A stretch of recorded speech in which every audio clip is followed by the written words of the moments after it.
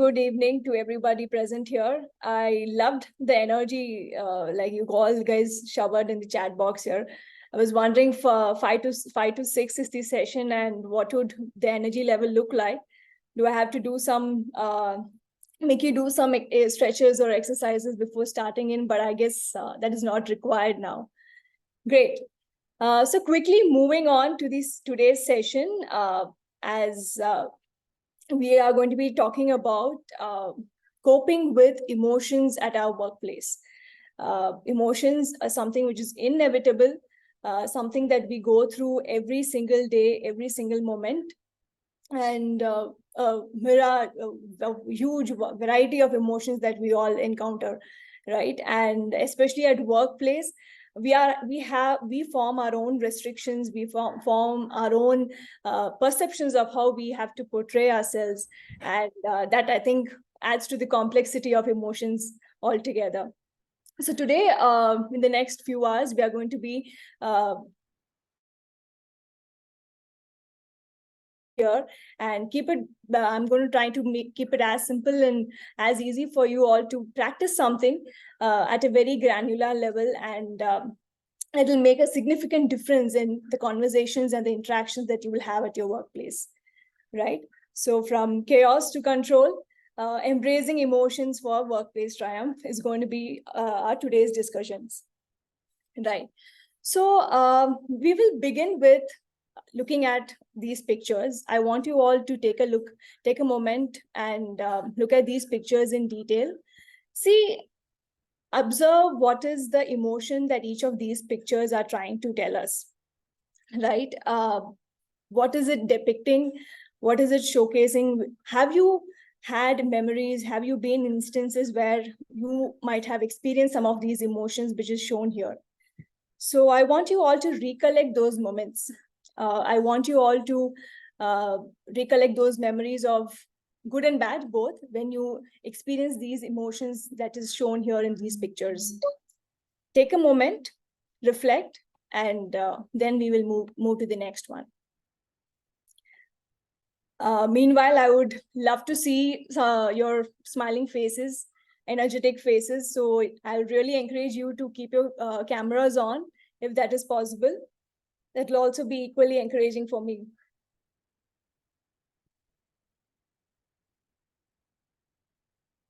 Right. Thank you, Geeta. Thank you. Thank you, Pravir sir. Thank you. Right. Okay. So let's move to the next one. I hope you were able to visualize the emotion that was depicted here. I want you to look at this prompt, and you can either unmute or share your responses here in the chat. If your most frequently experienced emotion at your current workplace was an object, you can give it a shape, size, color, any object, what would it be? And also reason, can you tell me why you chose that object as your most frequently experienced emotion? Or if you're already at your desk, you can probably show the object to me, if you can easily pick it up. And if it is easily available also, anything works. Shilpa, that is your most frequently experienced emotion. All right. Yo-yo, are you, Pravir, I believe you're intending to say the yo-yo ball. Okay, a bat. Okay, up and down. Okay, stress ball. Right. I can see that some of you are putting out emojis. I also want you to put out a object which sort of signifies your emotion. A drum, wow, water bottle. Okay, interesting. Punching bag. Yeah, I was expecting that. Money plant. Interesting. Headphones, right?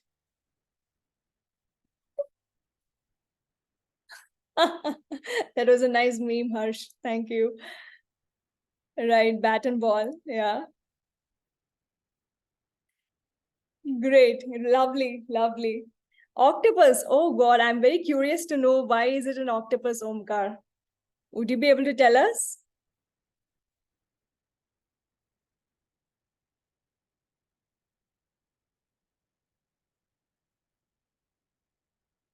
All right. No worries, no worries. Okay, lovely. Thank you for those responses.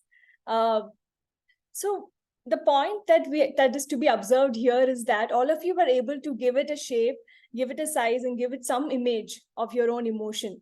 So somewhere deep down, you were able to recognize what you are feeling maybe at this moment, or you have been feeling that for quite a long time now. And bringing in this recognition and awareness lays the cornerstone for us to being able to manage and cope with emotions at workplace. So that is why we started off with this simple task of being able to recognize our own emotions. And next, we will see what are some of the ways we are going to be coping our emotions better. What are some of the techniques that we are going to be using to do the same, right? Just a little bit of understanding of how emotions usually work.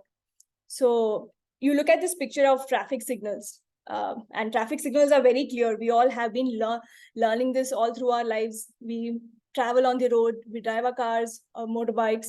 We know what red means. We know what yellow or orange means, and we know what to do when it is green, right? Similarly, emotions are basically our bodily responses to any situation, any context. It can be at workplace, it can be at your home, or it can even be at any social gathering, right? It is our body's natural response, our body's natural signals, which is trying to tell us something and asking us to enact in a particular way in that particular situation, right? So these are so powerful that it can influence our thoughts, decisions, and the interactions that we have with others. It is so powerful that even your slight, like for instance, even if you feel overwhelmed, you know that something is not right there, and or you might be you might not have the clarity to take a decision for yourself or for the project that you're currently working in, right? So that is the power emotion, the influence the emotion can have on our actions, right? And when we start treating emotions as valuable signals, like one of these traffic lights, like what red means and what is this yellow color emotion is trying to tell us, or what the green color emotion is trying to tell us.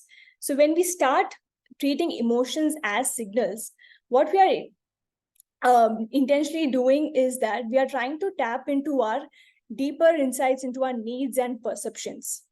Like, what is it that we really want in this situation that can make us feel achieve that level of comfort, or what is already there in this situation that we have to reward ourselves with, right? So that is the reason why it is very important that you start treating emotions as signals. Next, we are going to be looking at how our brains are involved in terms of processing this whole emotions. But before that, we are going to be doing a small bit of activity here. There are going to be different situations which will be there on the screen. I want you to look at this situation and reflect on what emotion is being sensed in this situation, and at the same time, what is causing the discomfort in this situation. What is leading, what is the emotion, and what is causing the discomfort. You can put your responses in the chat box. The first situation here is, my project deadline is suddenly preponed by a week. All these situations are relatable for you. Most of you would have definitely experienced it at some point in your at your workplace or in your career. So identify the emotion and identify what is causing the discomfort.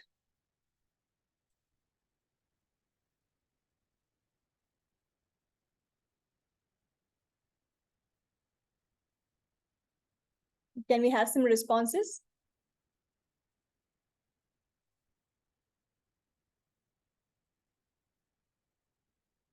Excellent. Frustration, annoyance, right, is the emotion. Right, there is a discomfort because of a pending review. Okay. Surprised is also emotion, right? Fear of failure. Yes, fear of failure is causing the discomfort, right? stress, confusion. Great, awesome. Like, I think most of you were almost there. You were rightly pointed out the emotion. And moving on to the next one, during a team meeting, a colleague repeatedly interrupts me while I'm sharing my ideas.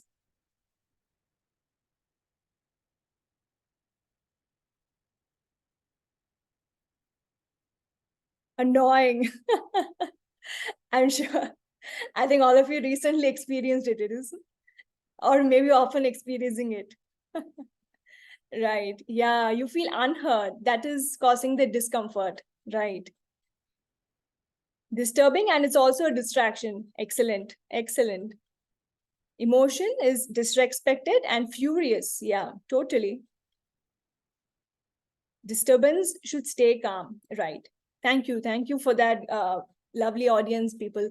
Keep the energy flowing in. Right. The next situation is, I'm asked to lead a presentation to the senior management.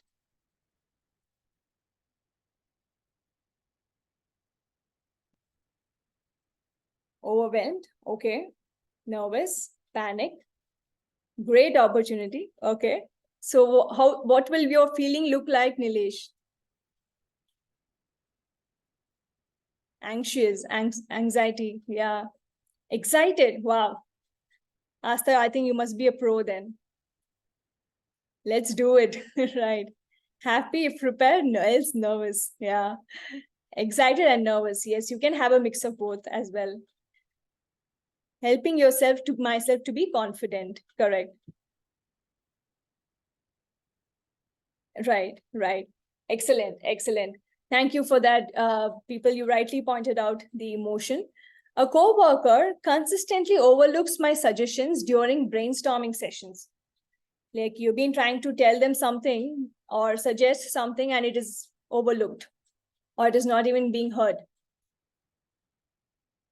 He's neglected. Yeah.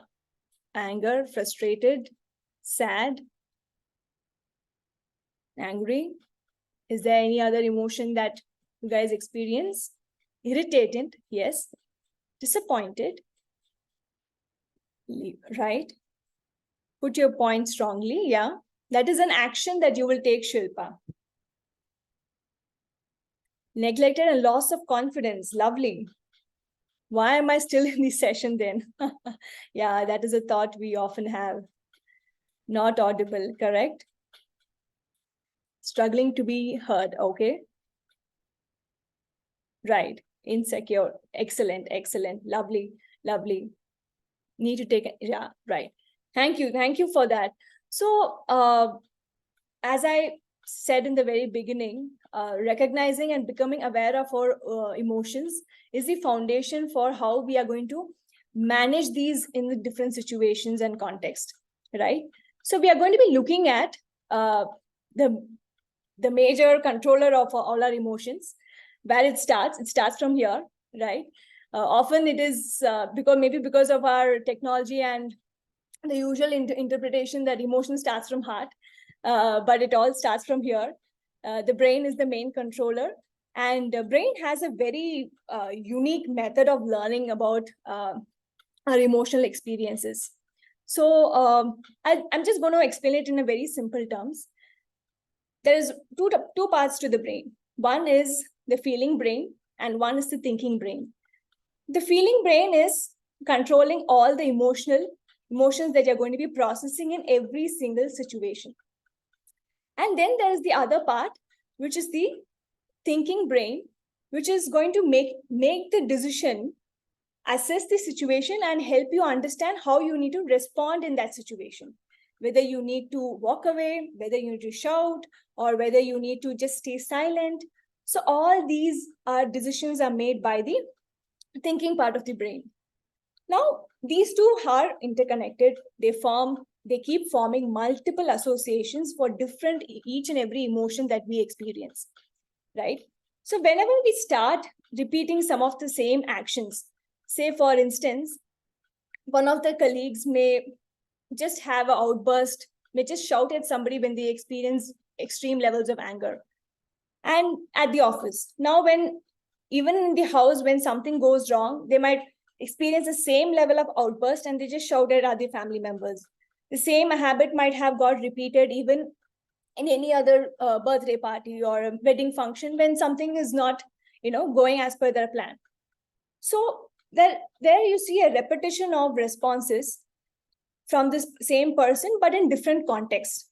So how is our brain able to adapt and change according to different situations, and also maintain that simple learning that it has got through the different situations and experiences?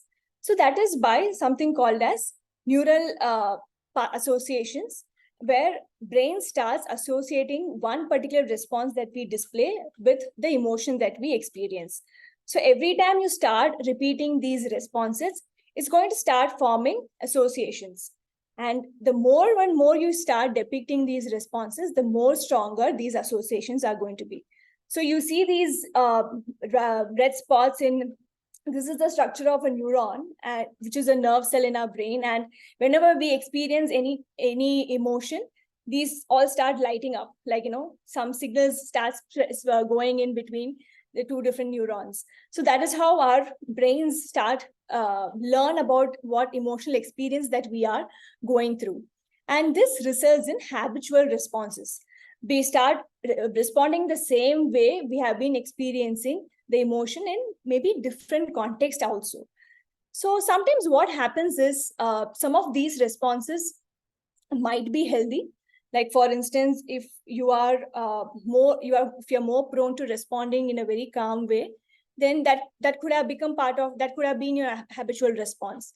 But if you are somebody who's more prone to having an outburst and just taking out the anger on somebody else, then that can have a severe consequence as well, right? That it is going to result in hurting somebody else in that situation.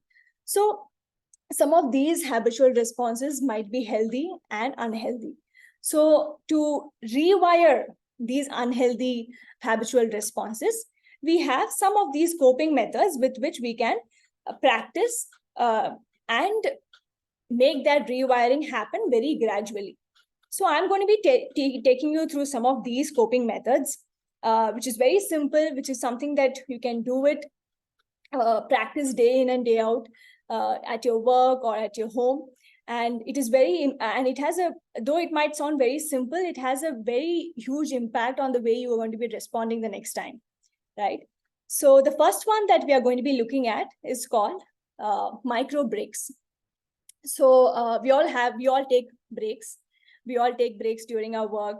Sometimes it can vary up from 10, 15, or 30 minutes. But what do we do in these breaks? Like, if you ask me, I sometimes just scroll through my phone, or sorry, unable to view the screen. Okay, yeah. Veena, you may try rejoining. It could be due to an internet glitch. Yeah. So yeah, if I may ask you, what is one thing that you usually do in your breaks? What will that be?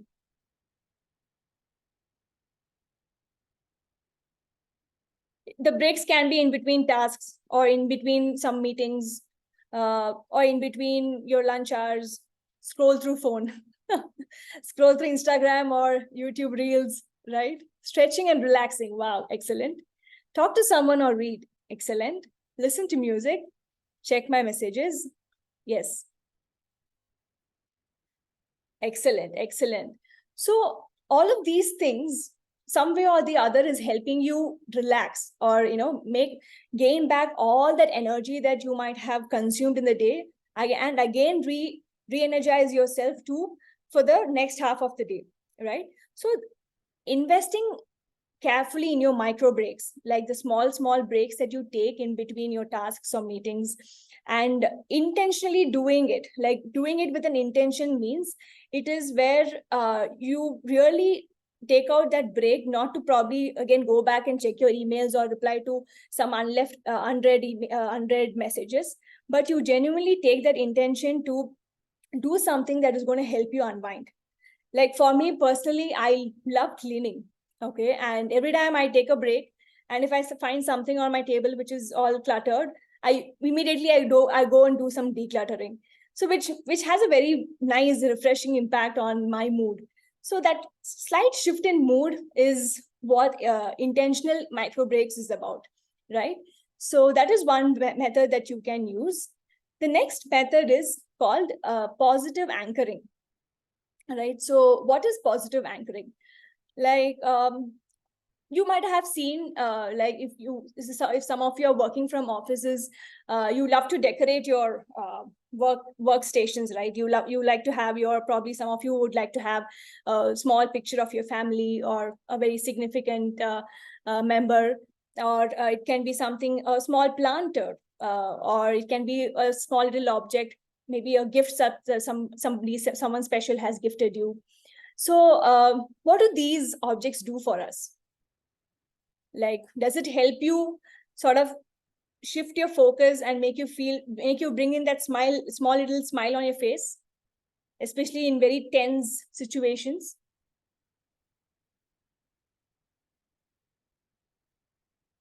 Yes, totally. Take you down the memory lane. Totally, yes. Especially if you have the family pictures or your loved ones pictures, it does. It makes you feel very touchy. Yeah, yeah. An hour before, you might have had a very tough conversation with your manager, but the moment you shift your attention to this particular small little object next to you, it totally changes your mood, isn't it? It sort of helps you bring in that smile, or lower down your breathing, or it sort of brings in a sense of calmness within you, right? That's called positive anchoring. So where you choose a small object or a souvenir or any sort of, it can even be an image or a motivational quote. When you feel low, you like to read some of your favorite quotes said by maybe some great leaders or somebody whom you really look up to, right? And these immediately shift our mood and help us refocus into our work again. So positive anchoring is another very powerful technique which you can use to center yourself, right? I hope everybody is with me so far, and I can see all of you being active here. But yeah, just a quick thumbs up will help us move forward. Great. All right. So the next one is mindful phone checks. What is mindful phone checks? The reason I chose this is because all of us, our phones have been part and parcel of our lives now, right from bedrooms to kitchens to even bathrooms. I think everybody have been, we all carry our phones everywhere. So the reason I chose this is because, you know, are we being mindful about the utilization of our phones, right? So before I tell you the hack here, how many of you really switch on your notifications after work? If you had signed in into Google or Microsoft Teams or anything on your phone, how many of you switch off your notifications? Like after maybe 8 p.m. or after work? I don't. Right. You do, Shilpa? Great. Okay. So it's a mix. Some of them don't, and some of them have it switched off without fail. Right. We are expected to be on call. Okay. You switch off the internet. That's great, Alok. Yes, I don't check my phone after my work. Right. I switch off my mind off from the notification. Just, oh, lovely, lovely. I mean, yeah, I wish everybody was able to do it like that, Jasmine. Yeah. So exactly. So the point I was trying to tell here is even taking that mindful shift to set a proper time for yourself to for the notifications, and how much availability are you going to be showcasing to your team also matters, right? So you start confining some of your own habits, some of your own actions through by regulating your own emotions, by doing some small little tasks, by keeping your notifications off for some time, or even if you want to reply to an email which might be slightly unpleasant, maybe you look at that email at 8 p.m. and you don't find it really good, right? And you immediately want to respond to it.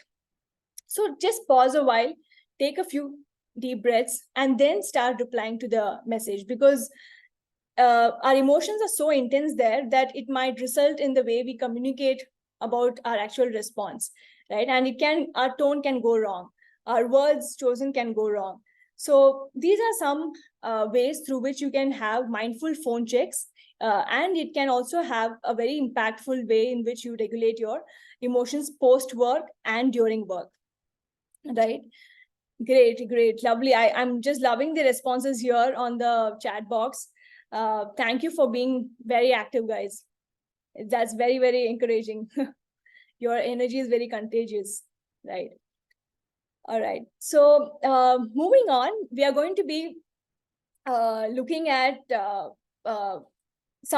very important technique that I'm going to be teaching you today. Although we have been discussing that different techniques that you can use at a very small level, even at your office or at home, and you have been sharing a couple of your own coping ways of handling emotions. If you have some more any creative ideas here, please do put it in the chat box so that others can also benefit out of it. Yeah. All right. Moving next, we will be looking at this particular technique called NVC. It's called non-violent communication. Just like how Gandhi told us about non-violence for our freedom fight, we are going to use non-violent communication for our handling difficult, very challenging situations, especially situations where we feel very high amount of emotions, high intensity of emotions, right? Just to give you a brief about what this non-violent communication technique is about, it is basically a process through which you communicate your actual authentic feeling along with the need, like what is causing the discomfort. And at the same time, you also listen to the needs of the others. You also respect the needs of the others, right? This is a very small shift in the way we are communicating, but having a huge impact again, right? So it was found by a psychologist named Marshall Rosenberg, who coined this entire process as language of compassion. And this is one very effective technique which has been used worldwide in different organizations. And it has researchers have pointed out that this technique has caused a significant change in discussions when it comes to business negotiations or conflict resolutions, right? And the rationale behind using this technique is any communication which is led with compassion always creates a significant or a very different response, even from the receiver's end and from the person who is communicating, the responder's end, right? So that is the crux of non-violent communication. So now we are going to be looking at 4 different steps of how it is done, and after which we will be doing it together. Okay. So to make it short, it's called OFNR. So observe, feelings, needs, and requests. So observe your feelings and your needs, and then place a request. So you can just remember it like that, if it makes that easier, or you can make your own acronyms for this and remember it. Yeah. All right. So any questions here so far? If you would like to have any sort of thoughts, share any perspectives, please put it on the chat box. We'll take it up towards the end of the session. I hope everybody is comfortable with the pace and the information that is being shared so far. Right. All right. So starting with the very first step in the NVC. Yes, thanks, Anshu. Yes. It's called observe. So here, what do they mean by observe? Observe here intends to say, observe every single emotion or a reaction or a response without any personal judgments, right? So, for example,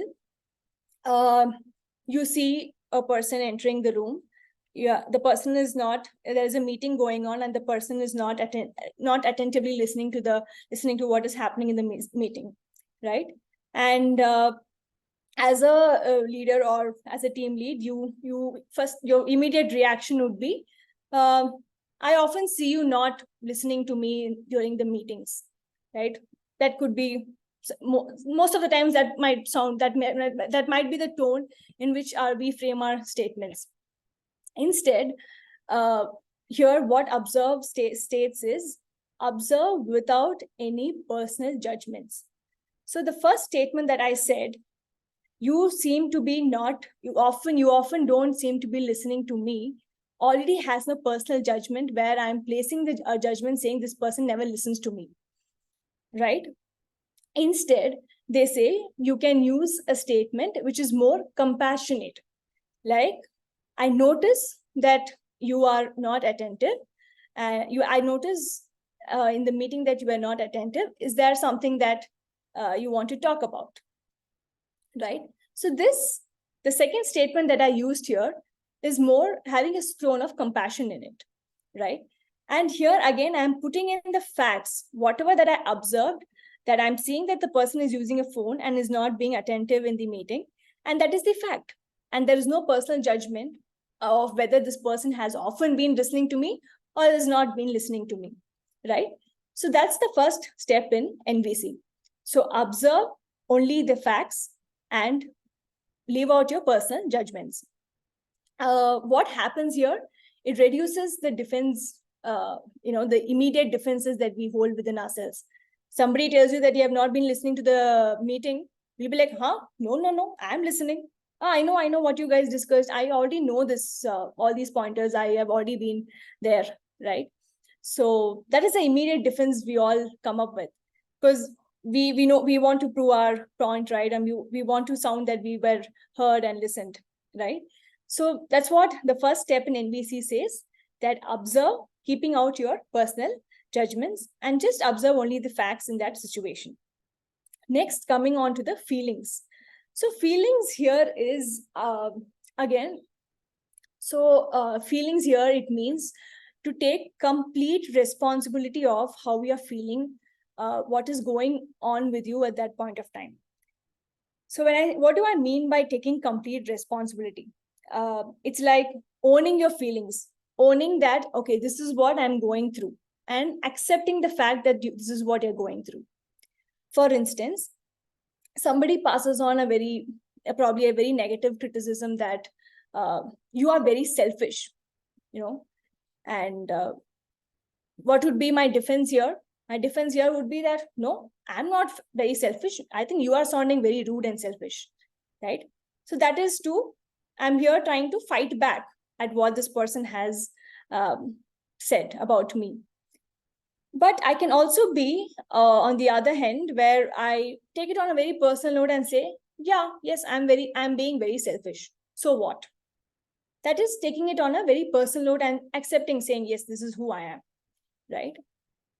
But again, the trick here with NVC is considering feelings and needs. Either you consider the feelings and needs of self, or you consider the feelings and needs of others. Like, for instance, the same way you can respond to the statement of you are selfish is by, number one, considering your own feelings. I feel hurt when you call me that I'm being selfish. That is, you're also expressing that you're feeling hurt, and you're also saying that you're not liking when the person calls you that you're selfish, right?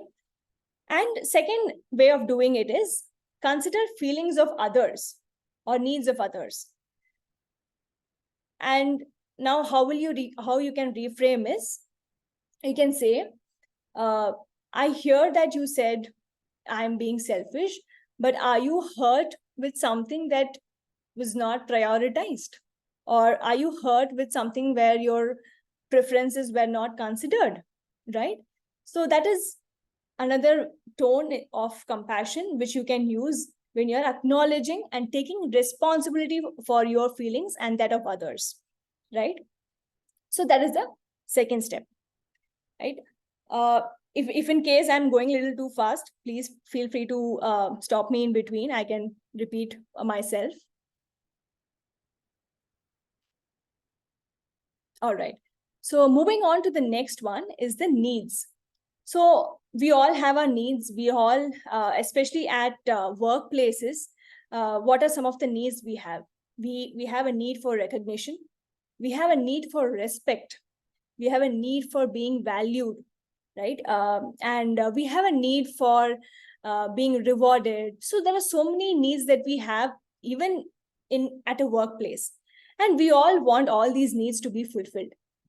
So whenever you see somebody having an outburst or expressing a very intense negative emotion, we have to refrain our judgments and understand what is that need which is not getting unfulfilled there.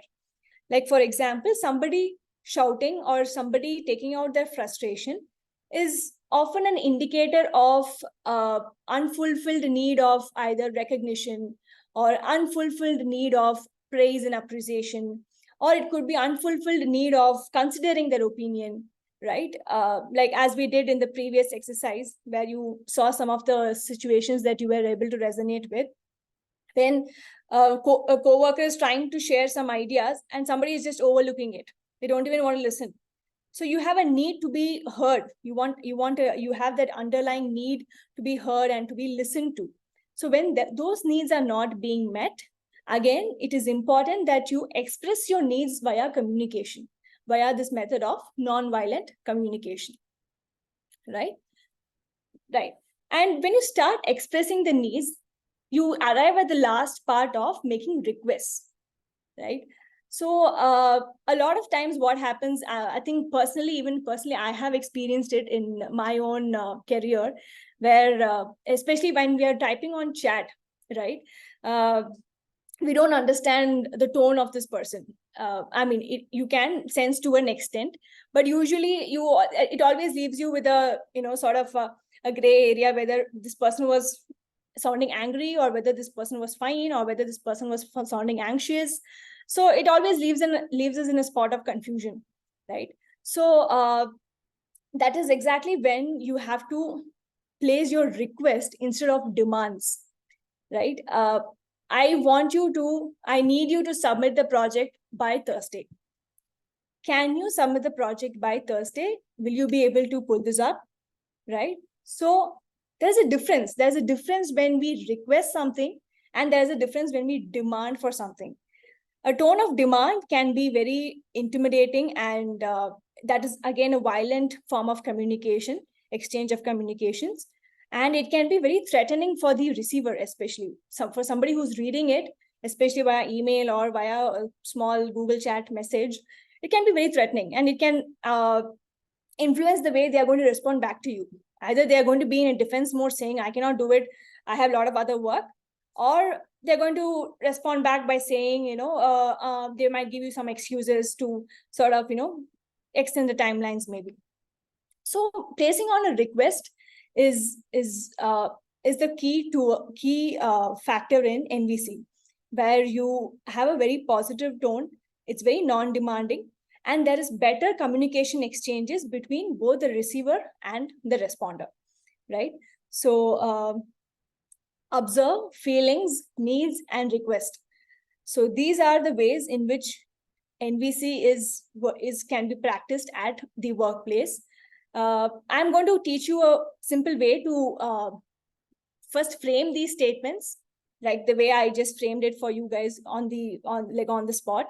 But you can take you all can have probably if you have a pen and paper, you can do it, or you can just type it out here in the chat box. I think that will be more helpful because I will also know if you are able to grasp it. This is a syntax. The one which you see in the dark purple color is a syntax for framing NVC statements. Okay, these are called I statements. Okay, and how do you frame it? It starts with I feel dash. So we are going to be writing the emotion that you're feeling. I feel hurt, I feel confident, I feel angry, I feel frustrated, I feel irritated, anything. Okay, you can fill that blank with whatever emotion that you're going through. When dash. When is followed by situation, context, or the challenge that you are experiencing. Okay, I feel dash when dash. Okay, so this is how you make the first level of NVC statements. Okay, this is where you are addressing your emotion, you are acknowledging and taking responsibility for your feeling. And at the same time, you're also communicating your need, like when is it happening, what is causing the discomfort, right? So two things are already covered. So your need and your feelings are already covered here. Okay. And what is the request part is a little tricky part, which we will cover probably in different another session. But today we're going to be practicing only the feel and need. Okay. So I'm going to be giving an example here, and I want you all to do it along with me in the next few minutes. So the example given here is, I'm going to be giving you a situation. You always make me late because you never tell me our plans in advance. And the I statement is, I feel stressed out is the emotion when you don't update me about our plans. So that is the need which is not getting met. Okay, not being informed about the plans is the need, right?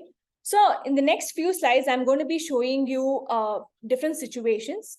I want you to write the I statement that is starting with I feel dash when dash in this format and the chat box. So the first situation here is, during team meetings, a co-worker often interrupts your presentations.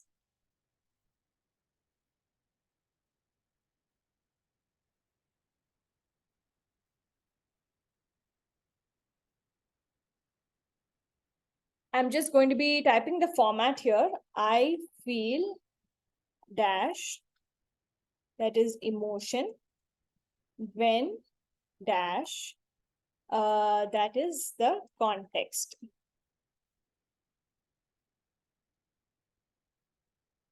Okay, so we have some responses here. I feel disrespected when my coworker does not let me finish. Excellent, Jasmine. Excellent. I feel struggle to be heard when you interrupt. Excellent, Arzam. When you're interrupting me. Yes, great, guys, great. All right, so let's look at the answer and move to the next statement.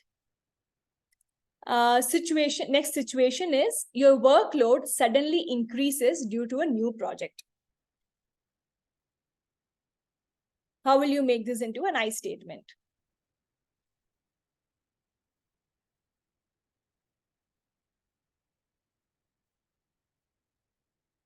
Your workload suddenly increases due to a new project.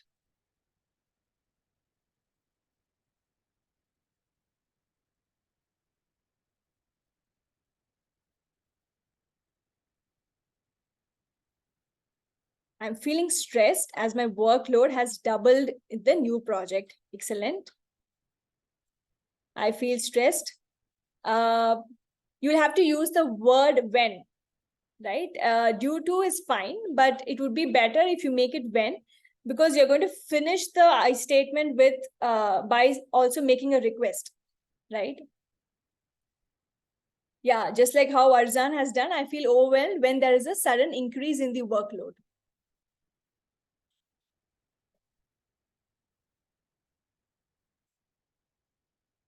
Yes. So Bablu, I think you are trying to say the follow-up that you will do, the course of action that you will take.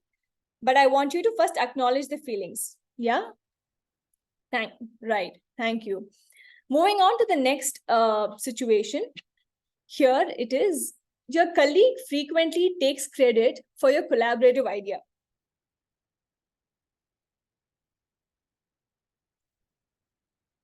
I statement will start with I feel dash when dash.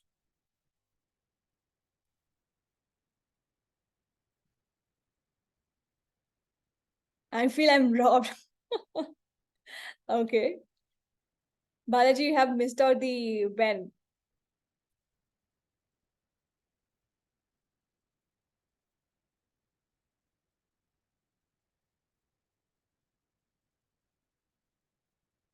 Yeah, do we have some more responses? I feel when this, oh, okay. So you smile when they see taking credit is what you're trying to say. Yes. I feel unseen and uncredited when someone does not acknowledge my work. Excellent, Jasmine. Yes. I feel betrayed when my ideas are taken without any credit. Very good.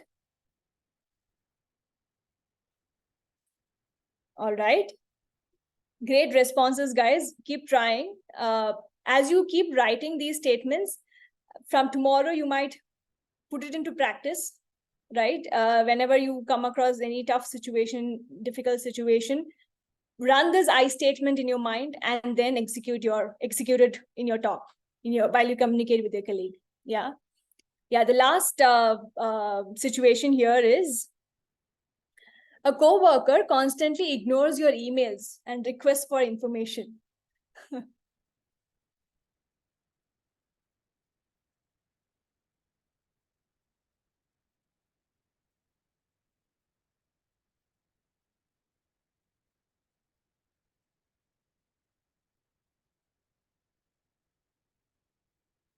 A coworker constantly ignores your emails and requests for information.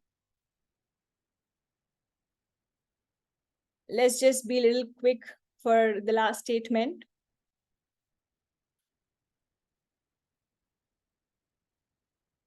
I can see some of you are saying what is the course of action that you would take. But what we are trying to do here is we are trying to frame a communication in a certain format so that it sounds more compassionate in tone. Yeah, right. No worries. I think all of you have taken wonderful efforts in trying to make your I statements. Keep practicing it. Keep running different situations, or whenever you come across a different situation, a live situation, first run it in your head and then execute it. Like, it takes a little conscious effort to do it, but the more you do it, the more neural pathways are going to get established for it. Yeah, so your brain is going to remember it more. So that'll be your response. That'll become an automatic response for you, right? uh, Wonderful. With that, we come to today's session's end. So I would love to hear what is one thing that you guys have learned today. If you could unmute and share, or if you could put it in the chat box, that'll be of great help. And just to summarize, what we went through is how emotions act as signals, and then we saw how our brain processes these emotions, and then we also saw how it becomes habitual responses for us over a period of time. And after which we saw different techniques, such as taking micro breaks, intentional micro breaks, taking up having some object which will act as a positive anchor. Then we saw how we have to be doing mindful phone checks, especially when we are replying to an email late night or in very odd hours of working, right?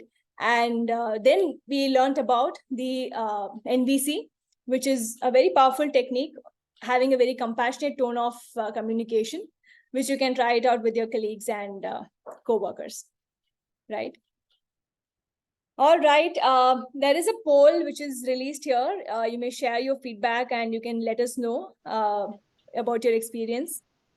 Love to meet you all sometime again for another session. Thank you.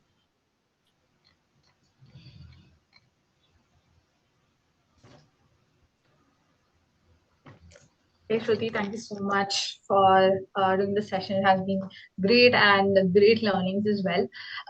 We are open for questions in case somebody wants to answer. If there is anything that you want to ask, please drop them in the chat box, or you can unmute and speak as well.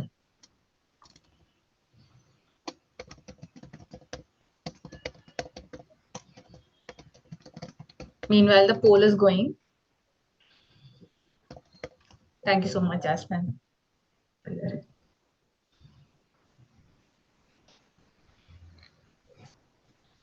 Anything you want to ask, please drop that in the chat, or please unmute.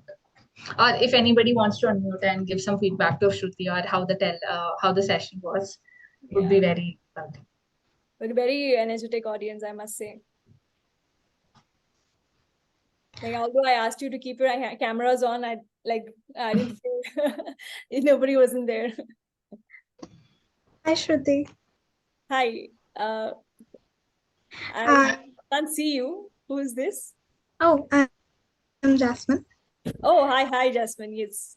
It was a wonderful session. Got to learn a lot of things. Especially the takeaway point of the session was me understanding how my brain works and why if I'm angry most of the time, then why am I angry? Or if I'm feeling sad, then why am I feeling sad? And how can I undo that thing? I mean, I don't want to be sad or anxious most of the time, but I am naturally. But then thinking about it, the neural alignment that you said, Yeah. association that you said, that I can also alter it over the course of time was wonderful. I mean, it took the lot of interest out of me there. Thank you. And my question is, um, yes, my question is, what we learned here was, I feel a conversation in second person, like I'm telling to that person directly that I feel this way when you do this, and it was mostly the examples where in a organization it was a horizontal conversation, but if I have to do it with the upper management or someone higher in than my position, the same thing, and I have to tell my emotions, how am I supposed to do it? And also in comparison with someone, like if I and my coworker are working in a project and my manager is giving most of the credit to him and not to me, Mhm. so how am I supposed to express that thing? Right, right. I hear you, Jasmine.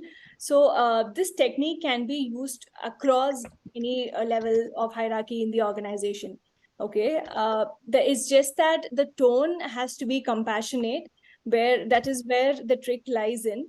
And maybe yes, since here there is, you're going to be having, if you're going to be having this conversation with the senior management or with your boss, then I would recommend having it in a maybe a private setup, right, where you can have a very safe and confidential space, and probably explain it to him the same way using the same compassionate tone, and just see how the response is coming.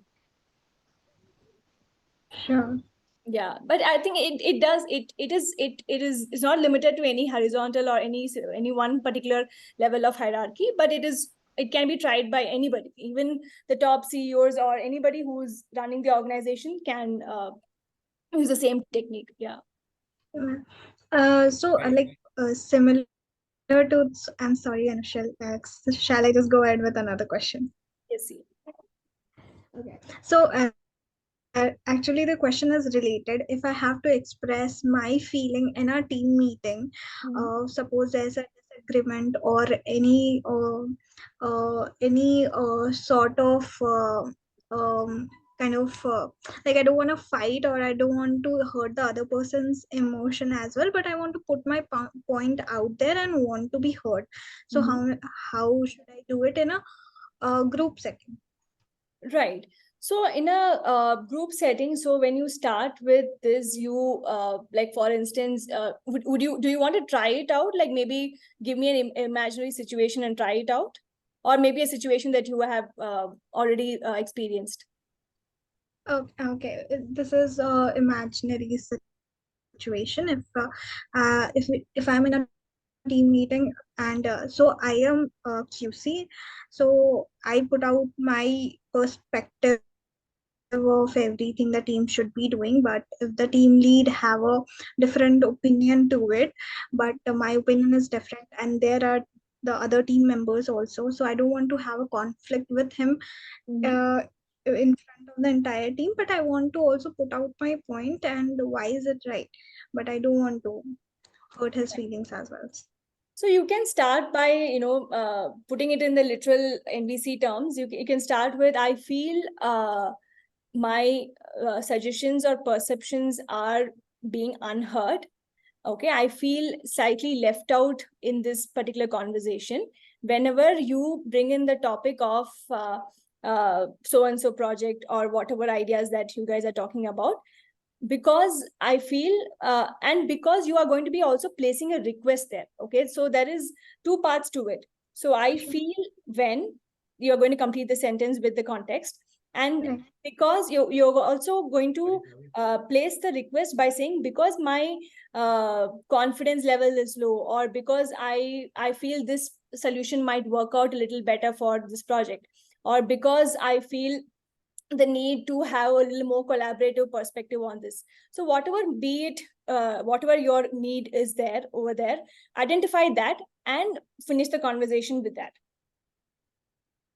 Right. Got So we have only covered the first part of NVC here today. So the Mhm. second part will be also how do you finish your sentences with by placing a request and not sounding it in a very demanding tone. Like that is the way you can address it in a group situation. Right. Got it. Yeah, Thank you so much. no worries. Yes, Anshul. Yeah. I want to say a few words. Basically, it was a clear, crisp, and impactful presentation, ma'am. Where real life situations we have seen over here, and being a team leader, being a manager to a lot of people with different emotion sets and with different sort of habits that they used to work upon the field, on the ground, on the office, in the office. So it's a very basic sort of thing that we have learned जो हम miss कर जाते हैं. I'll speak a little bit Hindi. Yeah, sure, I can comprehend. So यहाँ पर होता है ऐसा है कि हम बहुत सारी चीजें मिस कर जाते हैं जो कि मच नेसेसरी होती है. कई बार ऐसा होता है कि जो कंपीटिंग एनवायरनमेंट के अंदर हमारे साथ में ऐसे लोग होते हैं जिनके अंदर कॉम्पिटेंसी बहुत स्ट्रांग होती है, but still due to emotional responses that we give and the environment we give to them with respect to their performances, with respect to their good and bad, ये बहुत बड़ा एक रोल प्ले करता है. तो आज के जो सेशन से बहुत जो चीज सीखने को मिली है वो ये है कि कंटेंट वे में हमारा जो नॉन वायलेंट वे में जो हम कन्वर्जेशन करते हैं वो कितने हाई लेवल पे एफिशिएंसी को बढ़ाता है और कैसे कर सकता है. तो मैंने कुछ पॉइंट्स अपने तरफ से नोट भी किए हैं. So I'm eagerly looking forward for the advanced session of this particular course. So Yeah. so thanks for the particular session. बहुत ही crisp और impactful था madam. Thank you. Thank you so much, Anshul. And since just because you're a team leader and you already have a team to manage, I think you should be the one who is leading this NVC in your team, right? And that's you can see the impact it will have on other team members. So there'll be a sense of there'll be an increased sense of belonging within your own team, right? Arey, kya ho gaya? That can also be the reaction. Yeah. So yeah. Thank you so much for that, Anshul. इसमें एक point और मैं add करना चाहूंगा. यहाँ पे होता है बहुत सारी सिचुएशंस में जहाँ पे बंदा जो है उसके अंदर कोर कॉम्पिटेंसीज होती हैं, वो लेस एक्सप्रेसिव होने के कारण में वो कई बार अपनी चीजों को बता नहीं पाता है ग्राउंड के अंदर. मैं जहाँ से काम जिस पार्ट से बिलोंग करता हूँ या जहाँ जिस एग्रीकल्चर फील्ड से बिलोंग करता हूँ, यहाँ पे बहुत बेसिक लोगों के साथ, बेसिक यूनिट ऑफ सोसाइटी जो हमारी फार्मर के साथ काम करना पड़ता है. बहुत सारी जगहों पे ऐसे थोड़े से हार्श केसेस आते हैं जहाँ बंदे डिमोटिवेट हो जाते हैं. सो दे सिंपली कि भाई मुझे अब कंपनी शिफ्ट करना है, यहाँ पे तो मेरे को वो लेवल का सपोर्ट नहीं मिल रहा है. तो वो एक जो इमोशनल सपोर्ट है जो एक्चुअली इस पूरी इंडस्ट्री में जहां पर भी आप जाएं, जहां पर भी कॉर्पोरेट की बात होती है, वो कहीं ना कहीं मिस होता है. और वहां पे एक लीडर को या वहां पे उस पर्टिकुलर एनवायरनमेंट को कंटेंट रहना with respect to situation, it is a most important thing. और I think it is a very good initiative, and I feel really honored कि I'm the part of this particular initiative जहाँ पे कुछ change लाने के लिए हम काम कर पाएंगे. Thank you for this. Thank you. All right. I think that's the end of the session. Thank you so much, everyone who stick. We were also watching the Chandrayaan landing parallelly, but that's a good thing. Congrats for that as well. But thank you so much, everyone, for joining the session. I hope it was very impactful to everyone. And have a great day. And thank you so much, Shruti, for doing this wonderful session. We would look forward to having more sessions with you as well in the future. And thank you. We'll all see you for the next session.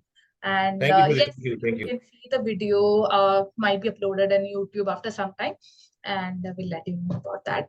Thank you so much. Have a great week ahead. Bye bye.